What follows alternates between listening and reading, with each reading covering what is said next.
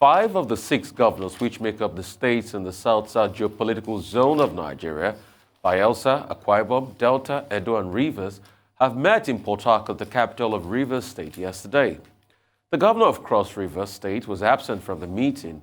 He is the only all-progressive governors Congress governor in the zone, while the 5 others are from the People's Democratic Party. The meeting focused on regional security, the Petroleum Industry Act, as well as the value-added tax. The South-South governors resolved to join the suit challenging the Federal Inland Revenue Service on the collection of value-added tax and called on President Muhammadu Buhari and the federal government to swiftly constitute the board of the Niger Delta Development Commission. After an extensive deliberation, the Council resolved: 1. Bearing in mind that most of the great states have established their state security organs, we approve the regional security architecture which will be launched very soon. 2. Unequivocally supports the decision for states to collect value-added tax and resolve to join the suit before the Supreme Court. 3. Council urged the President and the National Assembly to take necessary measures to review some unfair aspects of the recently signed Petroleum Industry Bill now Act to ensure fairness and equity. It urged that the amendment should include a clear definition of host communities and that the trustees should be appointed by state governments. 4. Council called upon the President and the federal government to uphold the law establishing the Niger Delta Development Commission by appropriately constituting its board. In addition, it expressed the hope that the federal government would make the forensic audit report public and deal justly and fairly with the report with a view to strengthening the capacity of NDDC to meet its obligations to the people of the region. 5.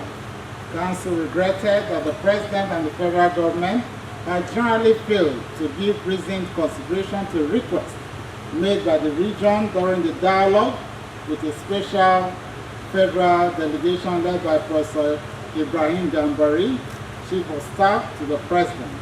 Notable among the requests were the relocation of NNPC subsidiaries and IOC headquarters to the Niger Delta, and the completion of a number of federal projects in the region, notably roads.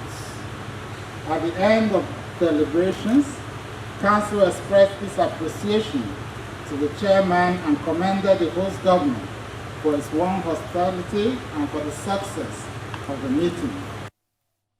All right, Tundu.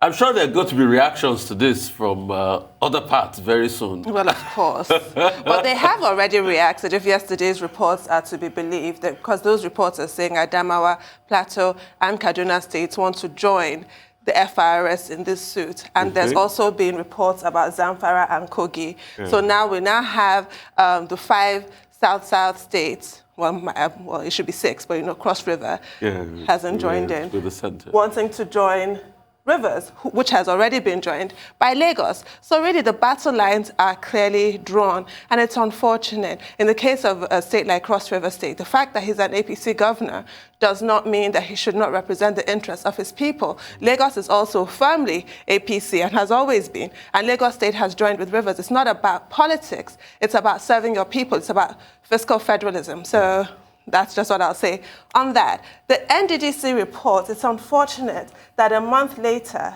more than a month and a few days, we're still having the South-South governors minus Ben Ayade demanding that the board should be constituted, which should not be the case. I mean, why does it take a whole month, and some change? Why? I'm always going on about the glacial pace of governance, and this is another example. It's really too slow. It shouldn't have had to be said like this. But other than that, I'm not in opposition to the other points that they raise about the IOCs, for example, making their headquarters in the South-South states because of all the revenue that they've been missing out because they're based elsewhere. It actually is probably for convenience sake for other people. apart from the actual people who are being cheated in the South-South region. So I think they've done a really good job of representing the interests of their people, but it's just really unfortunate that we have this line, this binary North versus South situation that is starting to emerge. A line in the sand. Well, I think it should not be surprising that the leaders of the South-South met to look at the situation in the South-South or the southeastern part of the country. Their major concern coming out of that meeting is security in the South-South and the Southeast region. And they were joined in this regard, not just by the current governors, but also by the Southeastern governors, who made the point that, look, the situation in that part of the country is dire, is serious, is disturbing, and something has to be done about it. The other issue, the one that many people may signpost, is the resolution of the South-South governors about VAT collection and the reaction of the Northern governors and, the argument that this must be left for the Supreme Court to determine eventually. But the truth of the matter is that the issues that they dealt with are issues of great concern to that part of the country. So I think the big takeaway from it is that they've not departed from, the major resolutions of the South-South governors as a collective body, 19 of them. Although Ben Ayade, who moved from the PDP to the APC, did not attend that particular meeting. But still, it was a bipartisan meeting, saying that these are issues of interest to our people in this part of the country, and this is what we want. So to the extent that this is about freedom of speech, freedom of choice, and the big politics, that's the subtext of it, the big politics about 2023. I think they also made it clear in that meeting that no part of the country, whether south or east or west, should be marginalized in the quest for leadership in Nigeria. And I was so excited to see that, Olisametu, my old friend, my friend, old and current, was also there making some statements on behalf of, some of the contributors to the dialogue. And I think what is important, beyond everything else, is to listen to what they have said and to factor all of that into the conversation about Nigeria. What is clear is that people are concerned about the future of Nigeria. People are concerned about 2023. Where they are governors have platforms. They can create platforms. The ordinary people also have similar platforms. The ordinary people, they can transmute and become unknown persons, unknown citizens, unknown gunmen, unknown assailants. But a governor cannot do that. But you have the governor saying, okay, we have this forum, we are pushing this agenda. But is anybody listening? Will anybody listen to them? Are we having a conversation around the issues that southern governors, northern governors have been raising? I think that dialogue, that conversation is important. If we pursue that path, we may be able to find a way forward for Nigeria. Thank you so much for the insights, Dr. Batian Tundu. Very much reminds me of a line from Linkin Park that says, try to give you a warning, but everyone ignores it. Nobody's listening. Such a rocker. Yeah. That's all on News Headline. We take a short break now. When we return, we'll have Michael Adesua, Aaron Akejo. Let's give us updates on global COVID-19, global business, I should say, and sporting activities across the globe. Stay with us.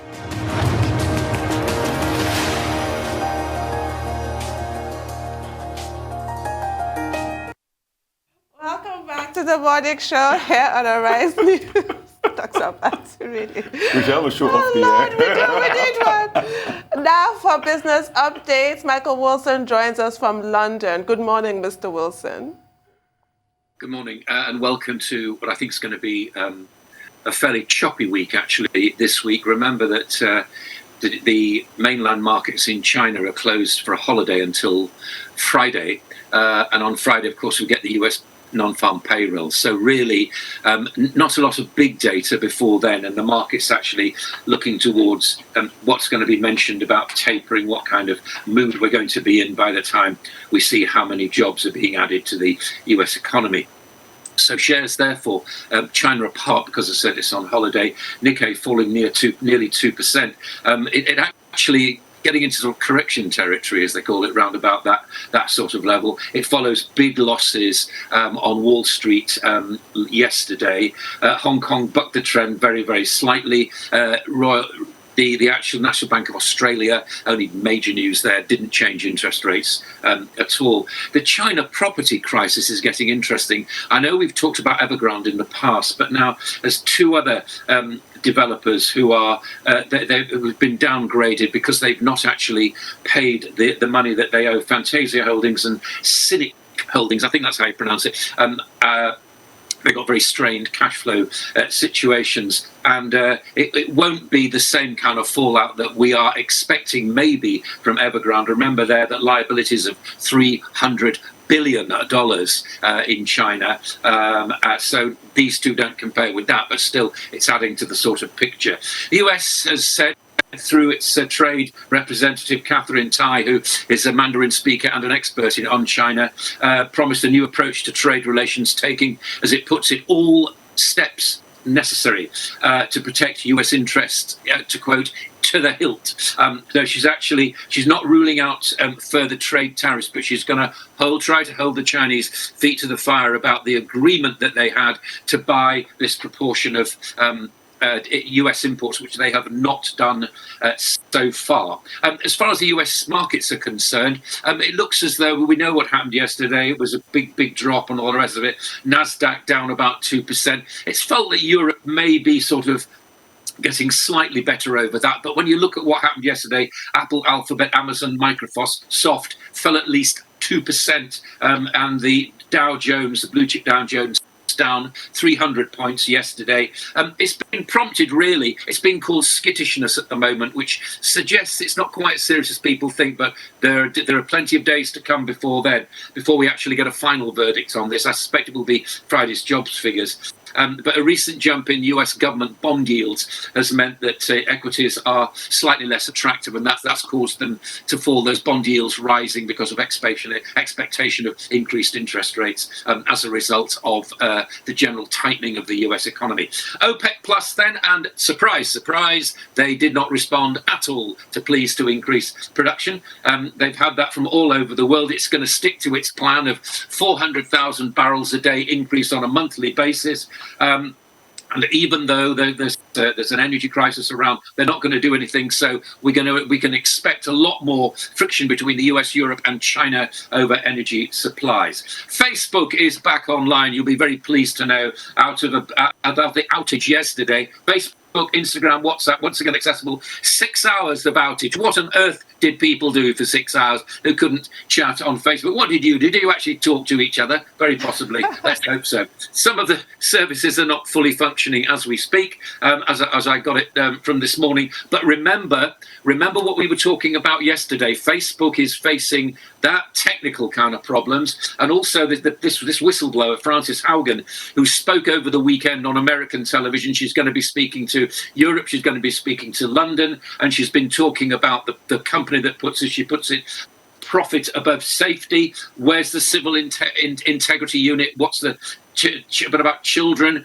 What is this? Where is all the professional content going? And so on. These are the kind of big questions she's going to be asking about that. Let me bring you to the troubled shores of the UK and new car sales. Normally September being a huge month for new car sales, didn't actually. Second-hand car market's doing rather well though, but new registrations dropped 35%. That's a lot, really. But this may be what people are saying. It's an industry in transition, going from internal combustion to electric motors. Who knows? The UK's Chancellor, our Finance Minister Rishi Sunak, has said, rather unsurprisingly, at the Conservative Party conference, there's no magic wand to solve supply problems. He said they're global.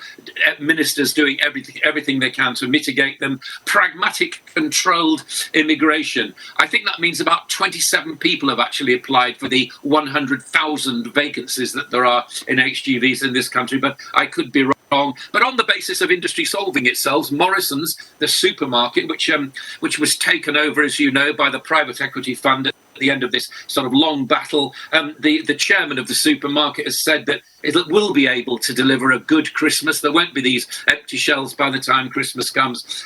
He said that the issues have been slightly overblown. They're going to try and cope with it. And, well, we'll see what private equity makes of that. I suspect it'll be on the market before Christmas. I mean, the supermarket itself. And we've done oil. Brent getting over to $83 a barrel. WTI up as well. But so I'll just finally leave you with gold, which is struggling for direction once again. Again, waiting for those jobs figures on Friday, I think, before we get clear direction in that. Now, we were rushing, weren't we, yesterday, and you wanted to talk about the US property market. Do you wish still to talk about that? Yes, I wish to talk about that, Michael. Thank you so much for that. Let's talk about the US property market. I said at a time where interest rates are low, the property market should be better, but the costs are going up and people can't pay for those mortgages. And we're looking at another crisis in the making. That's one. Number two, what do you think Facebook will learn yesterday? Because one thing I learned from what happened was Facebook actually puts all its business on one infrastructure. And when you put that on that tech infrastructure, layering becomes a problem. If somebody is hit, then everything is hit. Take, for instance, I've been hearing stories that Facebook was actually attacked, that the domain name was up for sale, that hackers did hack into it. And the reason why they could destroy all the interfaces across Instagram and the like, and Twitter and WhatsApp, was because all of their stuff is just on one infrastructure. Is this time to separate everything and the property crisis in America?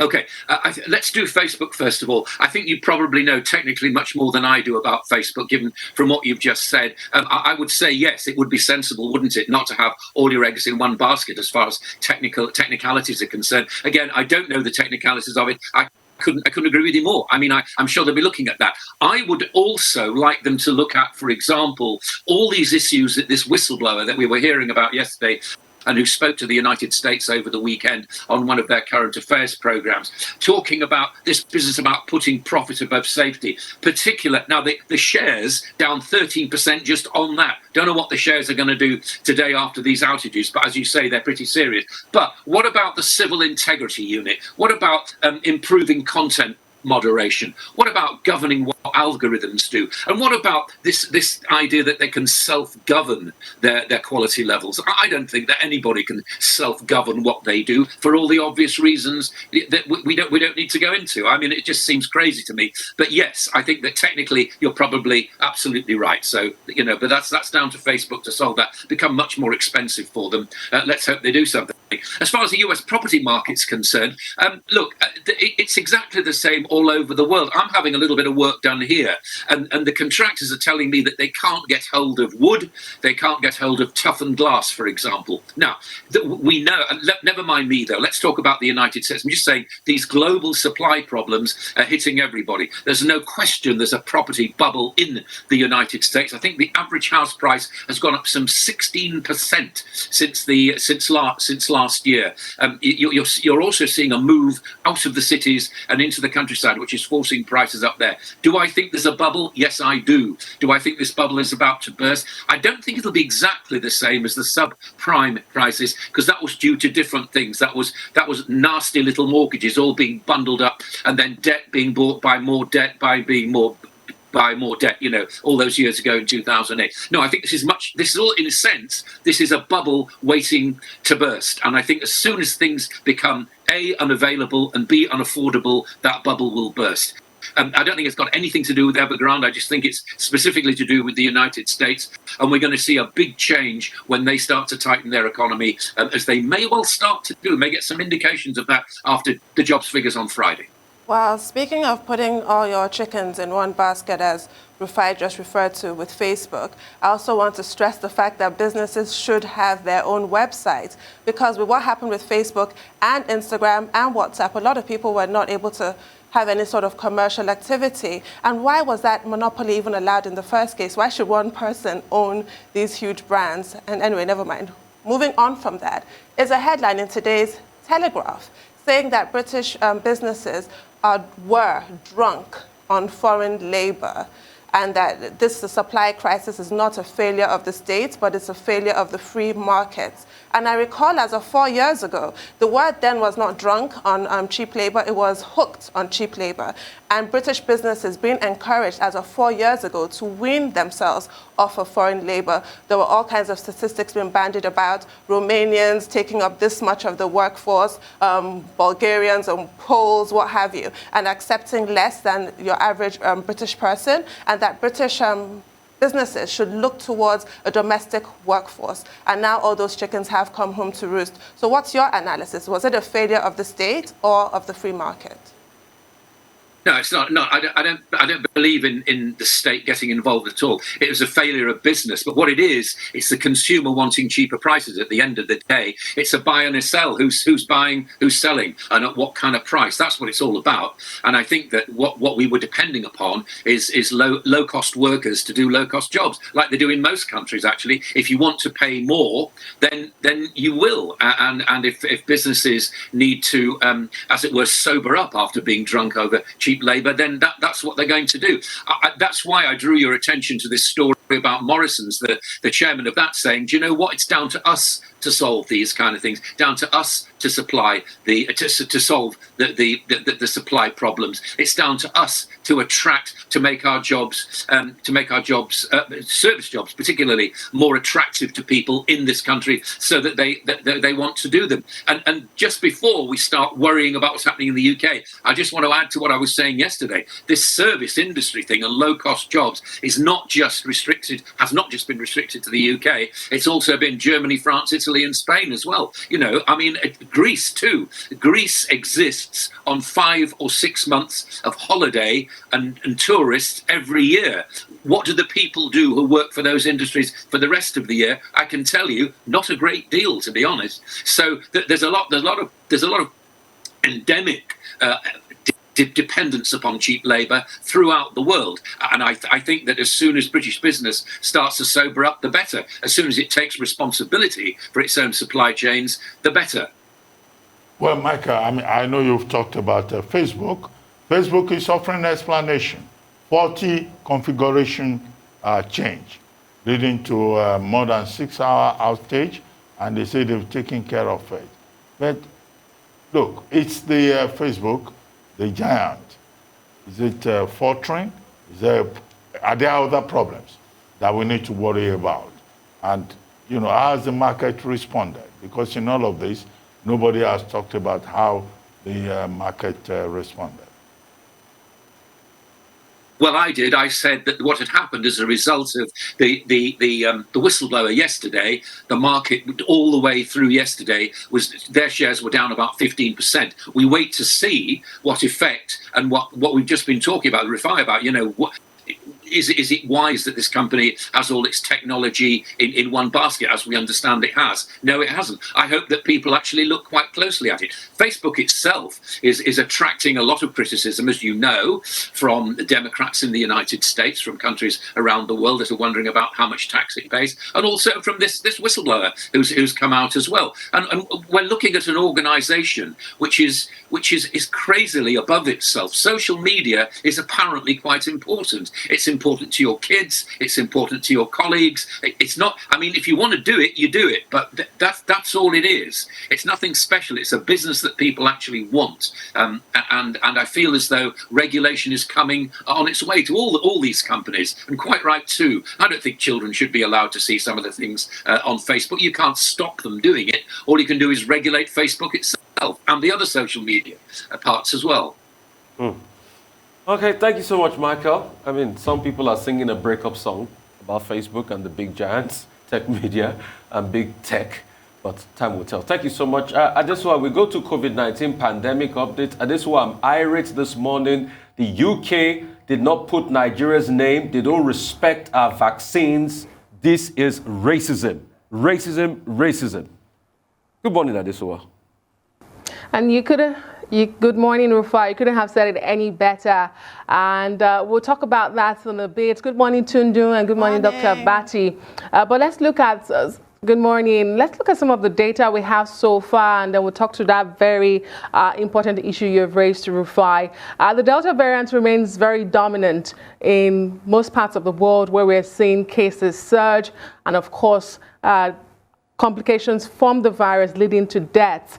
But the pandemic, I must say, is evolving differently in each country, and governments and world leaders are quickly learning that there's no one-size-fits-all to addressing the issue. For instance, in New Zealand, where the virus had been kept at bay for so long, the Prime Minister yesterday says that it will now be abandoning its zero COVID strategy as the Delta variant proves hard to shake.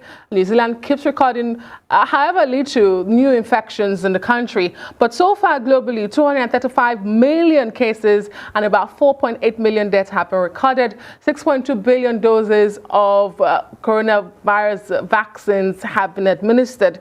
Here in Nigeria, it remains a yo-yo-like movement.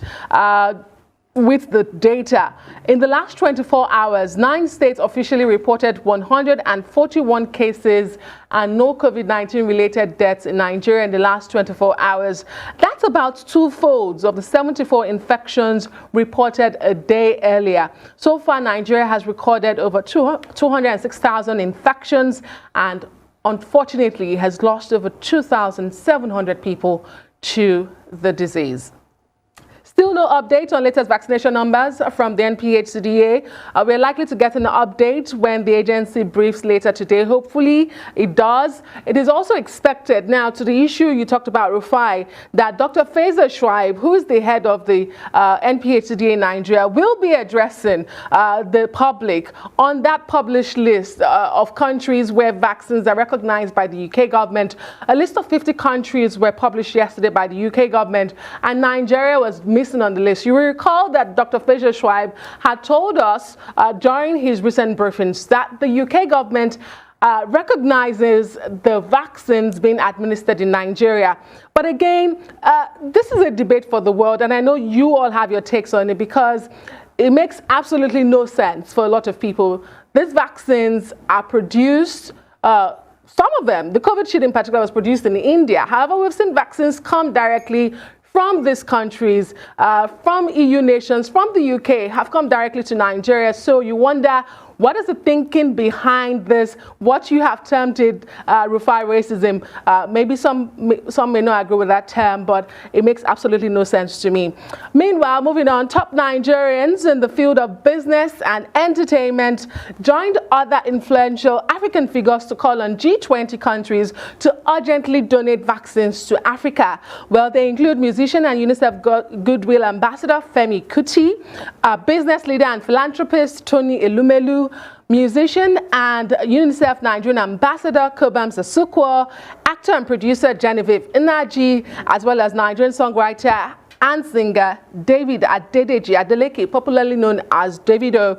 In an open letter published by UNICEF, the group warns that only 4% of the continent's population were fully vaccinated, while some wealthy countries have already met or exceeded 70%. And the letter reads in part, this inequity is unjust and self-defeating. It leaves Africans and the whole world at the mercy of the virus. Unchecked, it can create new and more dangerous variants. I think it couldn't have been said any better by influential figures from Nigeria and Africa. To India quickly this morning, where the top court has approved the government's decision to pay about $670 for every coronavirus death in the country as compensation to the next of kin of the deceased. The payments tally to more than $300 million because India has actually recorded over 448,000 deaths as of Monday, according to the health ministry in the country. Now, to receive the compensation, families of victims will need to fill out a form and submit death certificates. There will also be a redressal committee for families of those denied compensation, as well as those who will look over the case and examine the evidence. To Europe now, where the European Union drugs regulator says people with weakened immune systems should get get a third dose of the COVID-19 vaccine from Pfizer, BioNTech, or Moderna. Those are the mRNA vaccines currently at the moment. But it has left to its member states to decide if the wider population should have a booster shot. Let me tell you that Italy, France, Germany, Ireland have already started administering booster shots in their countries. And finally, this morning, some news on vaccines. Some may see this as a justification for administering booster shots. Yesterday, a published findings in the Lancet shows that 2 doses of the Pfizer-BioNTech COVID-19 vaccines are highly effective at preventing hospitalizations. It's about 90% effective for at least 6 months. However, protection against infection nearly halves in the same period. The study shows that prevention of infection dropped to 47% from 88% 6 months after a second dose. Back to you guys. Do you want to pick up from where you Okay, left off? I just want to pick up for where, I started off from. When the list came out yesterday, and Nigeria was not there, we have just given a lot of these anti-vaxxers ammunition in the name of racism because there's no just reason. Correct me if I'm wrong. I thought there were some donations made recently from Moderna to us, from America to us, Moderna vaccines. We're taking that. Yes, from the UK as well. I thought even from the UK, AstraZeneca, there were donations made to us. This is their own vaccines. Yes. So why is Nigeria not on the list? I think, and really I want to throw a lot of darts this morning. I think Mr. Boss Mustafa, I think the Minister for Health, I think the Minister for Aviation should all probably have a sit down with, the British, the High Commissioner to Nigeria, Katrina Lang, and they should have a conversation about this because 2 things you're doing. You're going to stop revenue from aviation. You're going to also stop a lot of trust, intergovernmental trust that we ought to have. Thirdly, you're also going to give anti-vaxxers ammunition by saying, after all, taking the vaccine, some people don't even believe. That's why you still have to go through that process.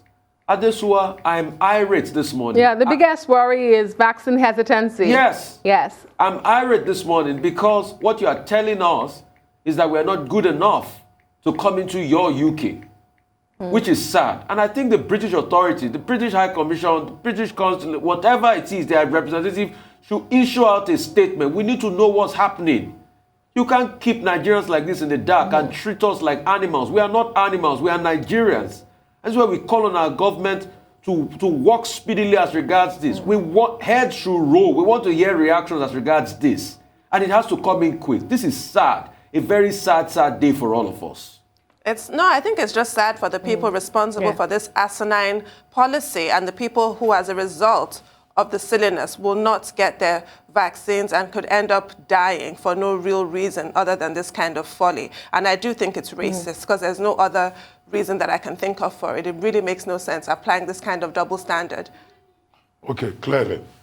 The thing about the British list of the margin reconfiguration proposed, taking effect today, of the list, red list, amber list, green list, is that, look, it's something that will be reviewed on a bi-weekly basis. Okay? 3 weeks. Yes. Yeah, bi-weekly.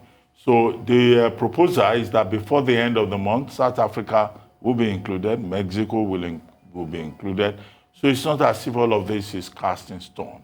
You'll recall, as we discussed, I think yesterday, that India took a reciprocal action against the United Kingdom to say that the decision that have been taken with regard to Covishield, which is the Indian Serum Institute version of the AstraZeneca vaccine, will be resisted because they think that there's no reason to take that off the list, considering the fact that, look, this is the same AstraZeneca. India is the largest producer of vaccines in the world. And then, of course, India has their own domestic thing called Covaxin. So if you have rejected Covaxin, can you reject a version of the AstraZeneca vaccine. Okay, as for Nigeria, Covishield. As for Nigeria, I don't think that this is new.